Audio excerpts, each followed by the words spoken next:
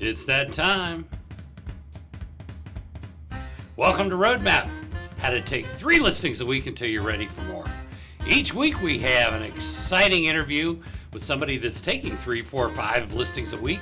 We have an exciting guest today. Today we're going to talk about some of the techniques for managing your time and what are best practices. You want to take 150 listings a year. You want to have a $1 million income. Maybe you want only half that. Maybe you only want to make $300,000 a year. Here are some recipes that are going to work for you. All right. So when this is recorded, we're talking about November, December. As you're watching the show, it may be that time, or it may be, you may be coming on Memorial Day. You may be coming on 4th of July. You may be coming up on Labor Day. Any way you look at it, these things apply. And we're going to talk with our guests today a little bit, drop in and get their best advice.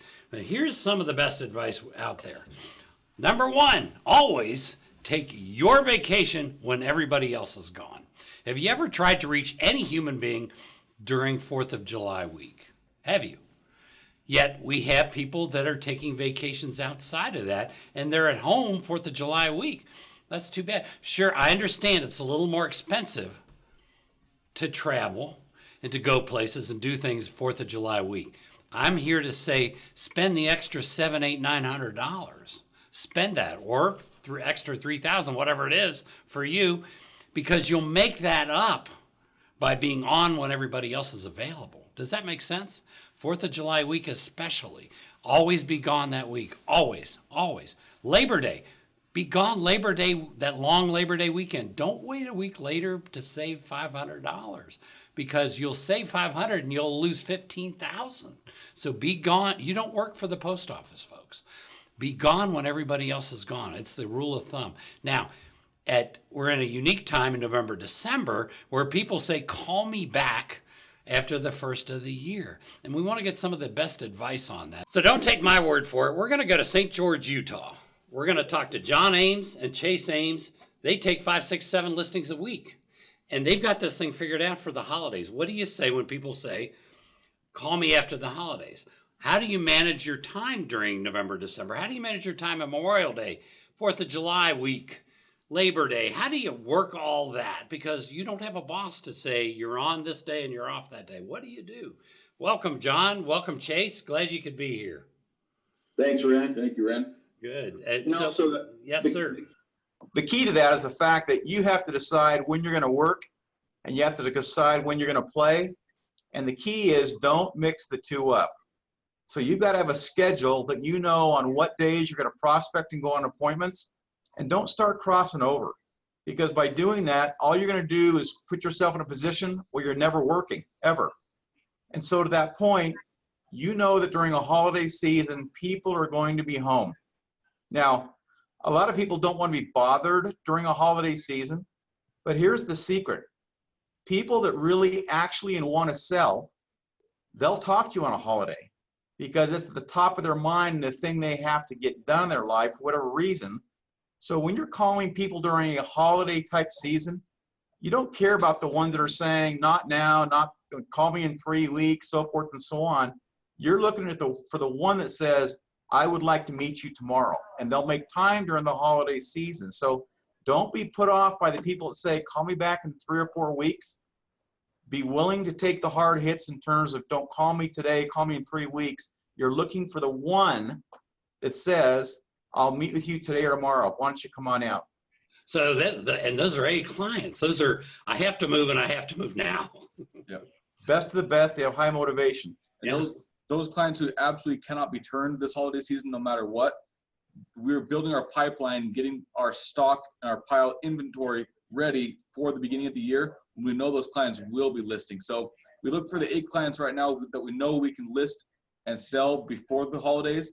And those that absolutely cannot, we're waiting and building them up for the new year. And as soon as the new year comes, we have our list ready and we start pounding them and taking those listings then.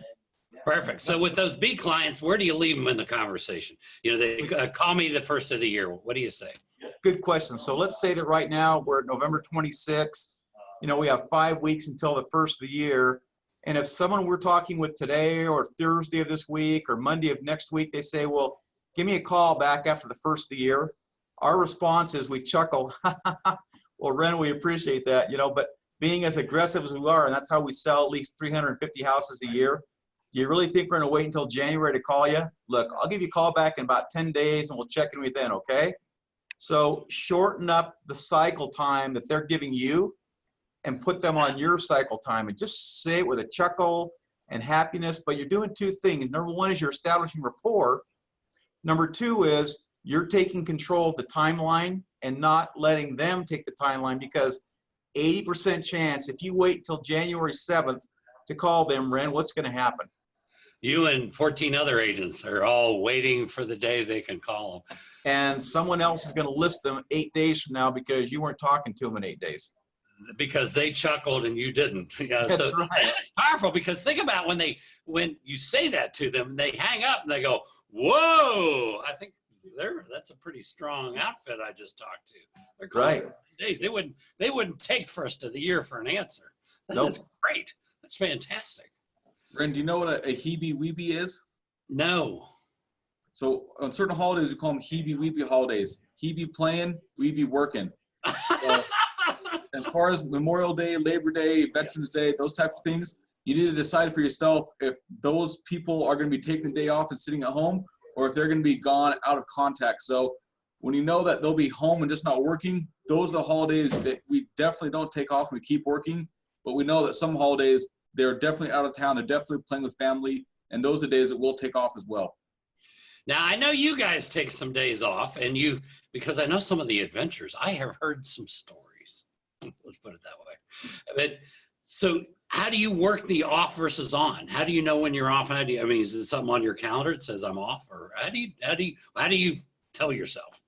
So on our team, we require both ourselves and every team member to take at least 4 vacations a year, actual calendared vacations, because we know with our level of production and how hard we push all the time that we will get burnt out. So we understand that we have to take vacations, and we are calendared and required to take at least a week-long vacation 4 times a year. Yeah, because you produce more that way. Exactly. Right. Exactly right. I mean, let's be honest. You're in here grinding the phones, going on appointments for 2 months, 2.5 months, 3 months. Let's be honest. At about 3 months, you hate this thing. You don't want to talk to clients. You're not fully engaged. You can't wait for the day to be done. And that's costing you business. So to that point, like Stephen Covey in Sharpen Your Saw, there are certain times when you owe it to yourself to just go out and recharge. You've got to shut down all the production and really get on vacation and leave this thing behind. So 4 times a year. Exactly. At least 4 times a year. Shut it all down. Set yourself up so you don't have to, because there are people that go on vacation and they take everything with them, and they're on the phone the whole time. The family's at the pool and they're working. So right, exactly. None of that crap.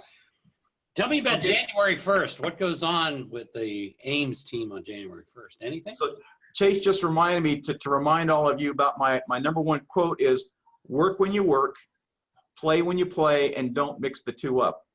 Love it. So really and truly, when you're working, make sure it's real work time. But when it's time for your family, you have to remember that your family pays a huge price for the industry we're in, and they deserve the time when you tell them you're on vacation.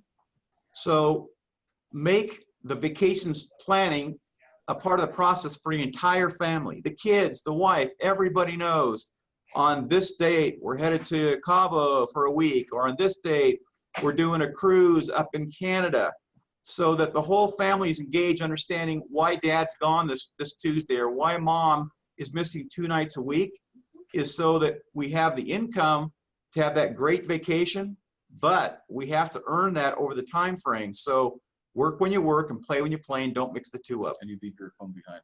And I actually, a lot of times when I go on vacation, I'll actually hand my phone to my team, and my phone stays behind.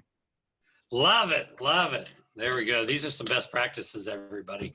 We really appreciate you dropping in for a few minutes. I know you've got some family back home you got to go see here in a bit. But thank you both.